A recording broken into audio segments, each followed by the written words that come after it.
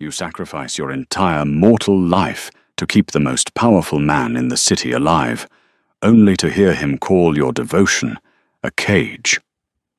When Vivian overheard the Vampire King say she was suffocating him, she didn't cry.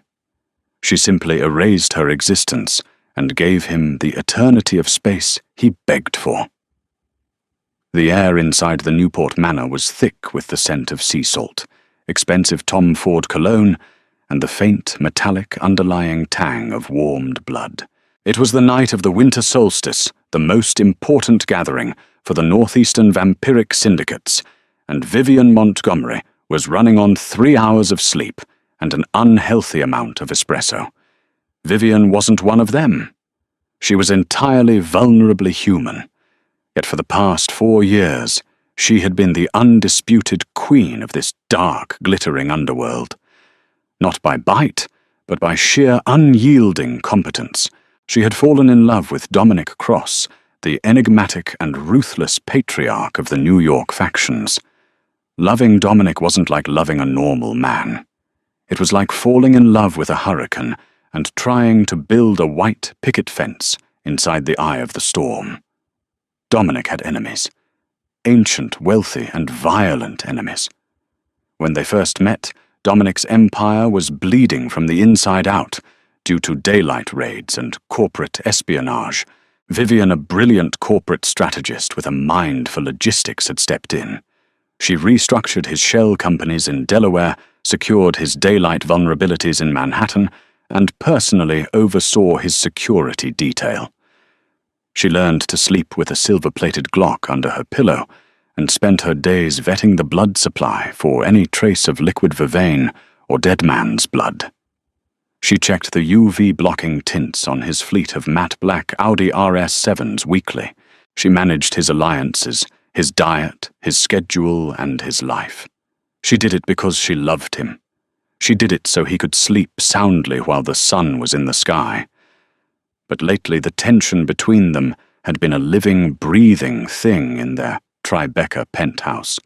Dominic had grown distant, his crimson eyes flashing with an irritated glint whenever she reminded him of safety protocols or asked him to delay a hunt until her security team cleared the perimeter. At the gala, Vivian stood near the grand sweeping staircase, her dark emerald gown brushing the marble floor. Her eyes scanned the room, noting the subtle power plays among the immortal elite. She noticed Dominic across the ballroom. He looked devastatingly handsome in his tailored velvet tuxedo, holding court with a casual, predatory grace. Noticing his glass was empty, Vivian quietly slipped away from the crowded floor to the private cellar upstairs to retrieve a very specific, highly coveted vintage of O-negative they had acquired from a private donor in Geneva. It was his favorite. As she approached Dominic's private mahogany-paneled study on the second floor, she heard voices bleeding through the heavy door, which had been left open just a crack. It was Dominic.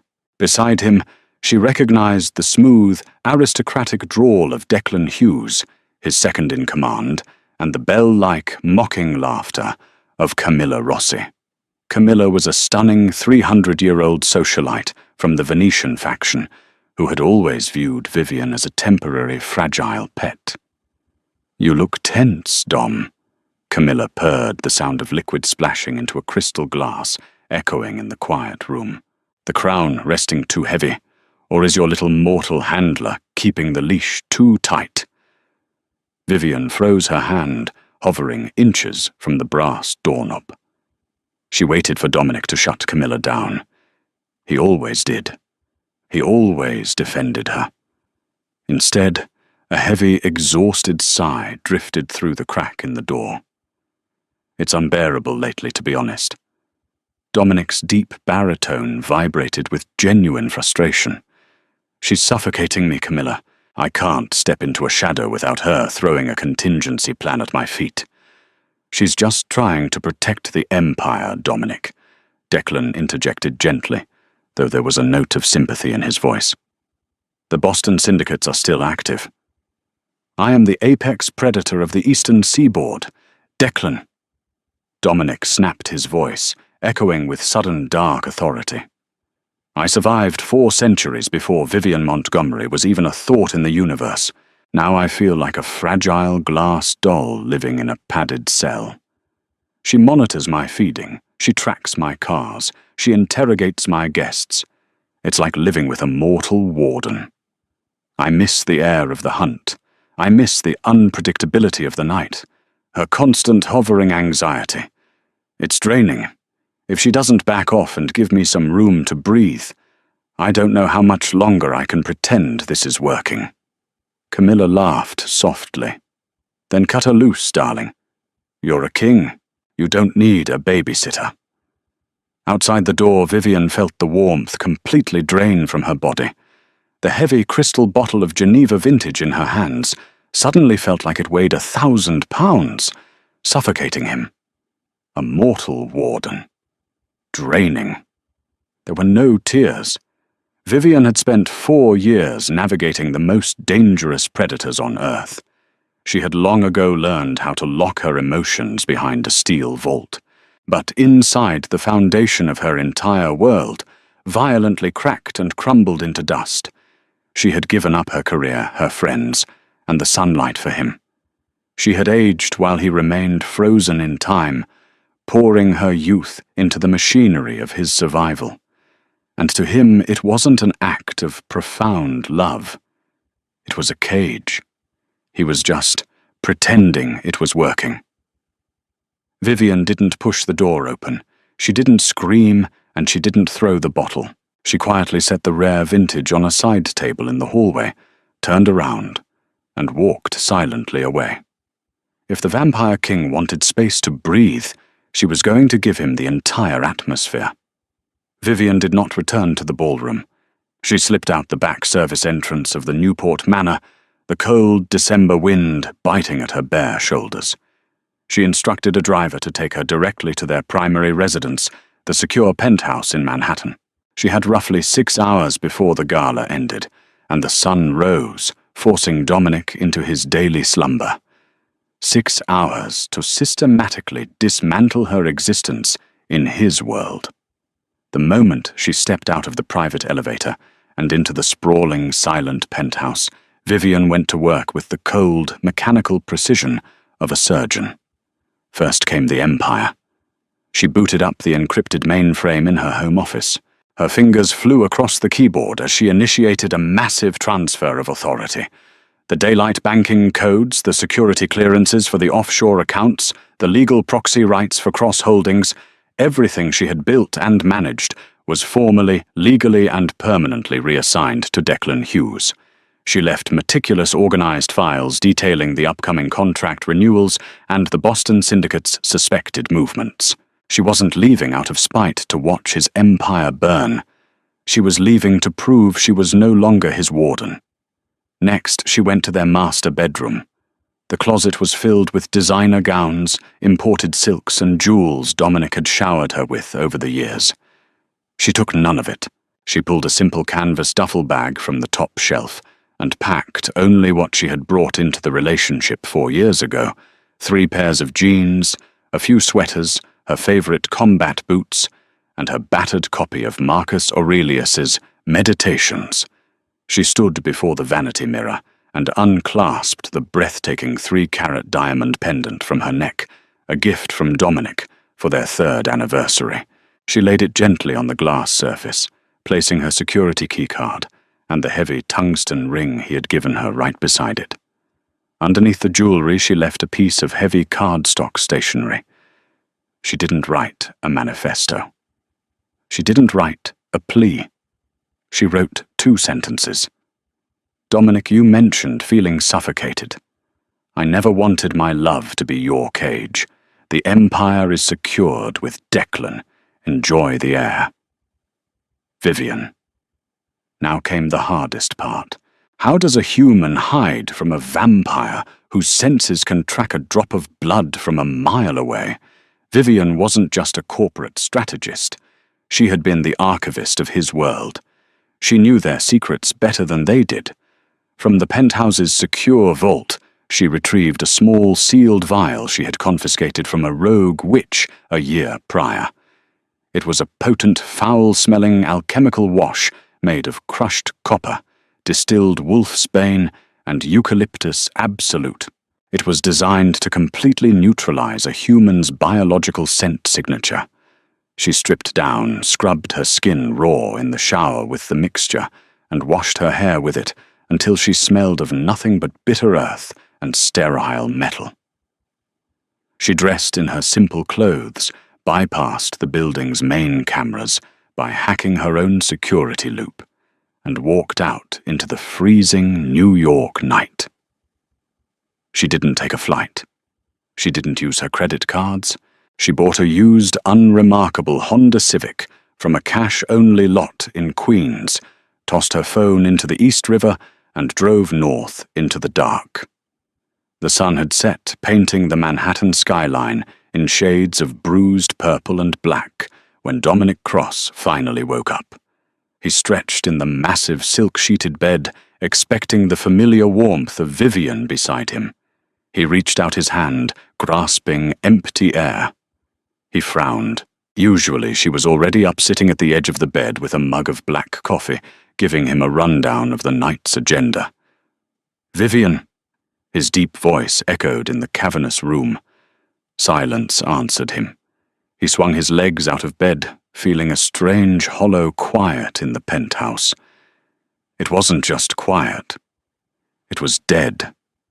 The subtle, comforting hum of her heartbeat, a sound he had unconsciously synchronized his own immortal life to, was missing.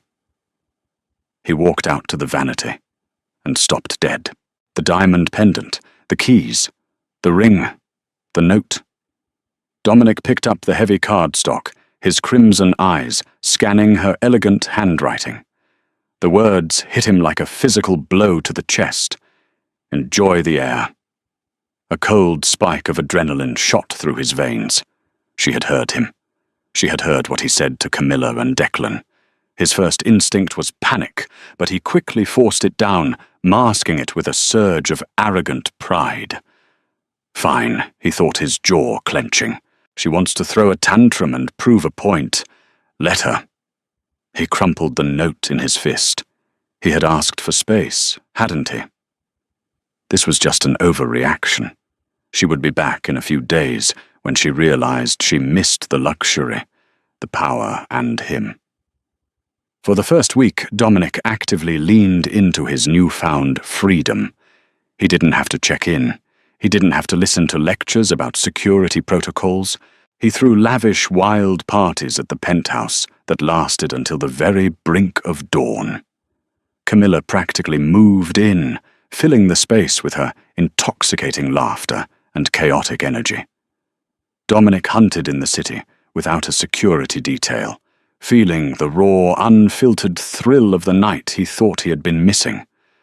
But by day 8, the cracks in the facade began to show. It started with the logistics.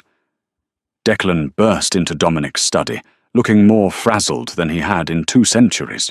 "Dom, the daylight transfer went through, but I don't know how the hell she managed this." Declan slammed a stack of legal documents on the desk.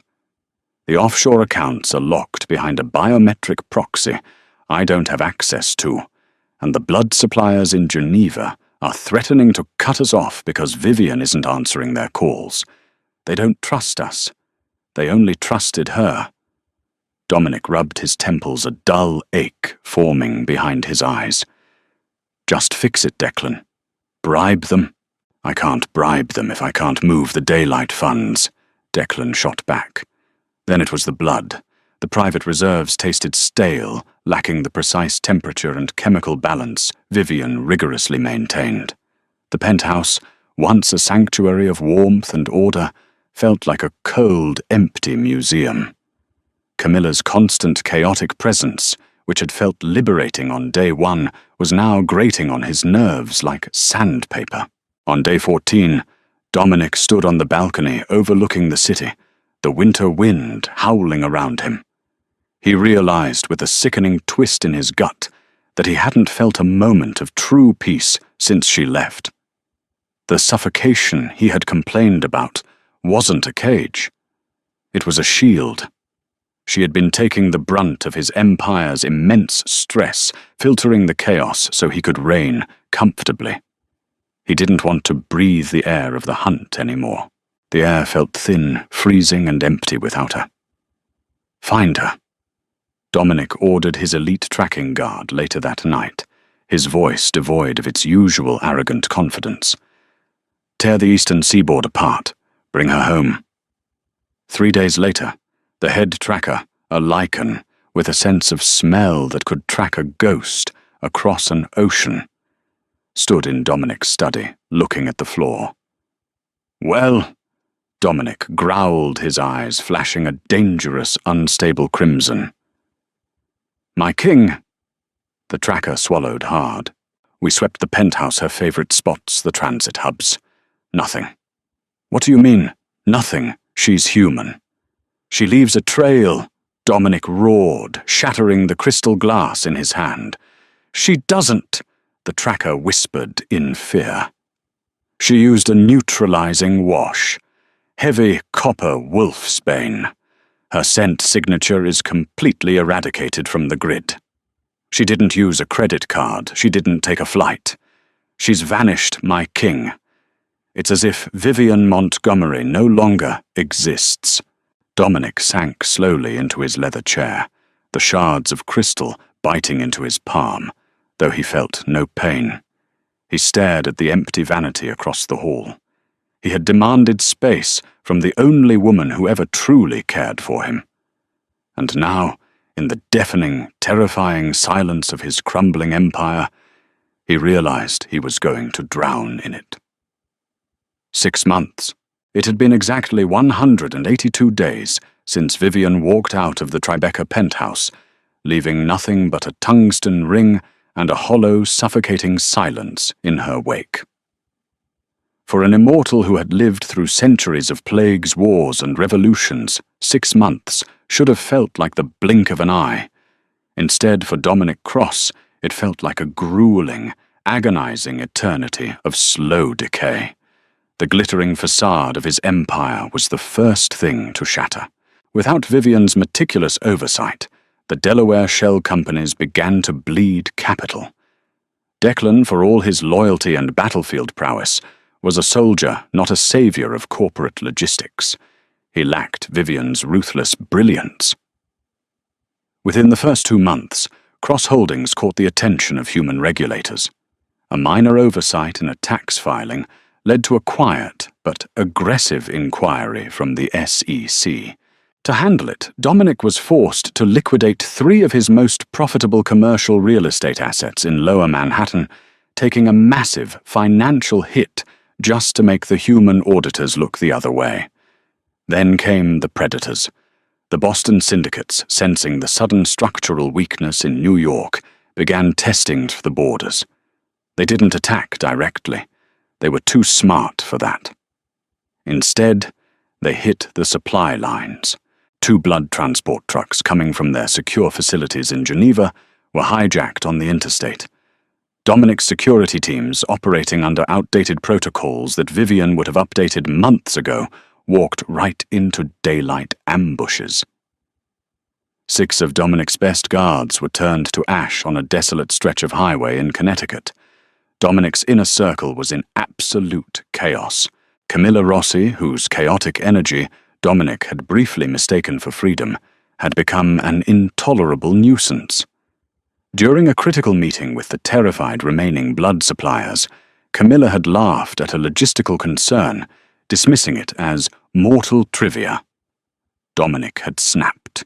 In a terrifying display of raw, unrestrained vampiric speed, he had pinned the 300-year-old socialite to the mahogany wall by her throat, his eyes blazing a feral, unstable crimson. He formally banished her from his territory that very night, threatening to permanently end her immortality if she ever crossed the George Washington Bridge again. But banishing Camilla didn't bring Vivian back. The Tribeca penthouse remained a tomb. Dominic stopped throwing parties.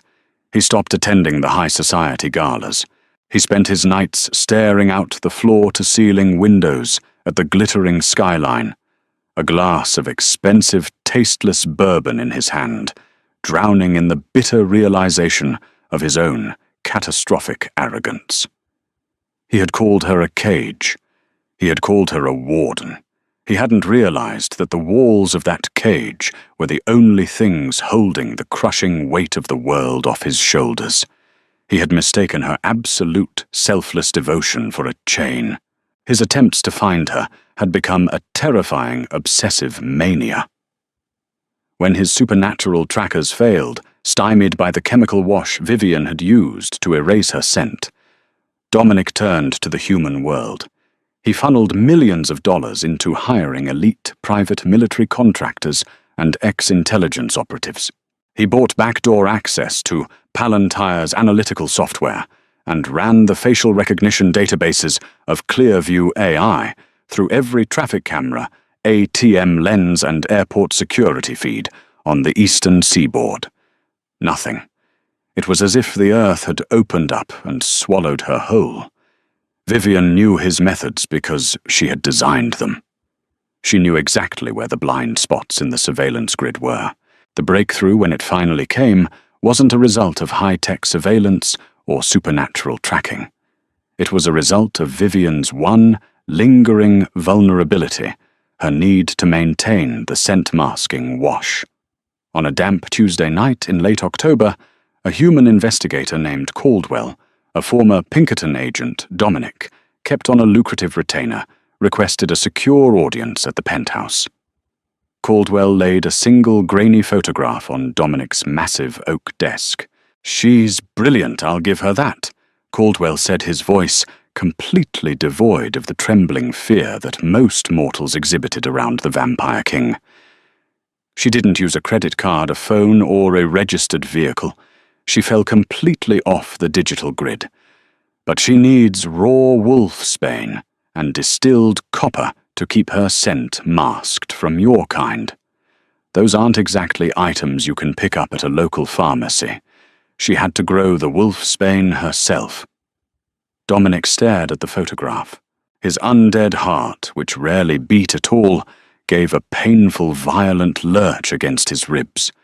It was a still frame from a low-resolution security camera inside a commercial hardware store in Bangor, Maine. The woman in the photo was wearing a heavy wool peacoat, a beanie pulled low over her forehead, and a thick scarf. Her face was mostly obscured, but Dominic didn't need to see her face. He knew the precise, elegant slope of her shoulders. He knew the way she stood her weight perfectly balanced, constantly assessing her surroundings. She paid in cash for high-intensity UV grow lights and specialized hydroponic fertilizer. Caldwell continued, pointing to a printed receipt next to the photo. "I traced the serial numbers of the UV lamps. The manufacturer includes a mail-in warranty card. Someone mailed it back from a post office box in a small coastal logging town about an hour south of Bangor, Camden, Maine. She's operating under the name Victoria Vance, though she hardly uses it." Dominic's fingers trembled slightly as he picked up the photograph.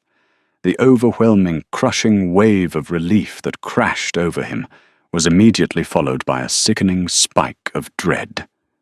He had found her. But what the hell was he going to say? Call the pilot?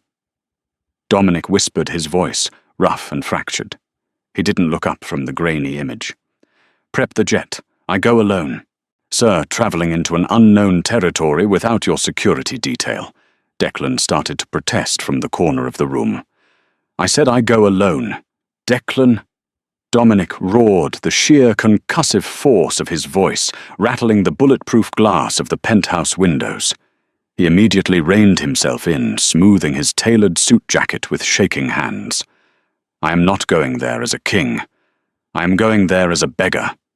Prepare the jet." The coastal town of Camden, Maine, was a harsh, unforgiving place as the bitter winter approached. The biting wind whipped fiercely off the dark Atlantic Ocean, smelling strongly of freezing salt spray and dying pine needles.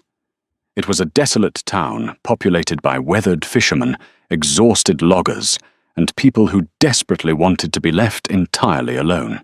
Dominic Cross arrived exactly 2 hours after the sun had finally dipped below the icy horizon. He parked his rented, heavily tinted, inconspicuous black vehicle a full mile outside of the town limits, and slowly walked the rest of the dark, freezing way. His supernatural senses flared brightly as he navigated the dimly lit cobblestone streets. He absolutely didn't need a specialized tracker anymore. Now that he was within a tight radius, even the potent chemical wash she utilized could not entirely mask the agonizing magnetic pull she effortlessly exerted on his deadened soul. He quickly found her at the desolate edge of the industrial harbor. She was working out of a small, fortified corrugated steel office attached to a massive commercial freight yard. Through the frosted, cracked glass window, Dominic silently and obsessively watched her every single move with total awe. She looked absolutely magnificent.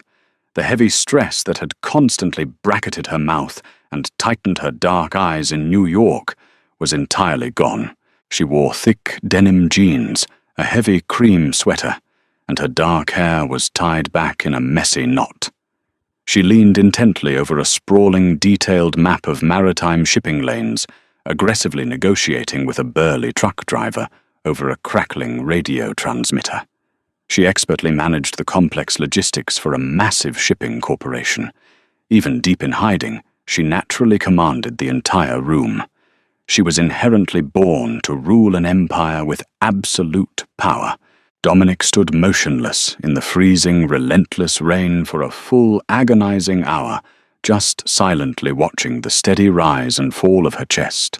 He felt exactly like a starving, desperate man staring helplessly at a lavish feast behind a thick pane of unbreakable glass. Finally, the noisy freight yard completely shut down for the evening.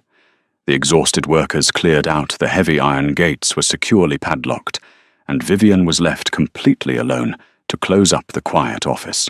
Dominic finally stepped out of the freezing shadows and slowly approached the heavy steel door with absolute, pure dark terror. He did not bother to knock. He simply reached out and gently turned the brass handle, which instantly snapped under his immense, suppressed strength, allowing the heavy door to swing widely open. Vivian did not jump in surprise. She did not scream in terror. When the icy, violent wind blew fiercely into the heated, cramped office, she calmly finished logging a complex shipping manifest on her bright computer monitor, smoothly hit the save button, and then slowly, deliberately turned around in her squeaky swivel chair. Her intelligent amber eyes locked intensely onto his glowing, desperate, crimson gaze without flinching once. There was no lingering fear in her beautiful expression. There was absolutely no joy. There was only a terrifying, Arctic, absolute indifference. "You broke the heavy lock," Vivian stated, her voice perfectly steady, entirely devoid of any emotional warmth. "I will absolutely have to dock that from your holding company corporate retainer if you plan on doing any actual business here, Mr. Cross." Dominic stepped fully inside, shutting the broken door tightly behind him to successfully block the howling wind. He stood completely vulnerably exposed. The powerful apex predator of the eastern seaboard was violently stripped of his formidable armor. He collapsed heavily to his knees on the dirty, scuffed linoleum floor. "I was a miserable fool," Dominic whispered, his deep voice trembling uncontrollably, staring desperately up at her. "I was an arrogant, blind, catastrophic fool. You were not a heavy cage, Vivian. You were the vital foundation, firmly keeping me securely tethered to my crumbling sanity. The entire empire is falling completely apart without you. I am absolutely suffocating without you here. Please come home." Vivian looked down. "You honestly think this is just about a simple apology? I do not want a price. I want a beautiful crown." She walked over to a securely locked steel filing cabinet, pulled a tiny brass key from her pocket, unlocked the drawer, and abruptly tossed a thick black dossier onto the floor, directly in front of his knees. The Boston Syndicate is planning a highly coordinated massive strike on the summer solstice. They have successfully infiltrated the secure Geneva blood supply chain. They are heavily lacing the shipment with a highly lethal silver compound. I uncovered this. I currently hold the absolute terrifying power to easily stop this deadly shipment, or I can simply let it sail directly into New York. I am never returning to that penthouse merely as your mortal handler, Vivian stated, stepping forward until her combat boots touched his kneeling legs. I demand an unbreakable blood oath, legally declaring me the absolute equal ruler of the New York Syndicate. My word entirely overrides yours in all matters. I am fully ruling the Empire now. You either stand up firmly, take my hand as a king, taking his true queen, or you prepare to burn. Without a single moment of hesitation, Dominic reached up, grasped her hand, and kissed her knuckles in absolute, complete, and eternal romantic surrender. And that is how a mortal queen brought the arrogant vampire king to his knees, proving that the ultimate power isn't immortality, but knowing your exact worth. If you loved watching Vivian claim her absolute crown and make Dominic regret his mistakes, smash that like button. Share this video with a friend who loves a good revenge romance, and subscribe to the channel for more thrilling stories.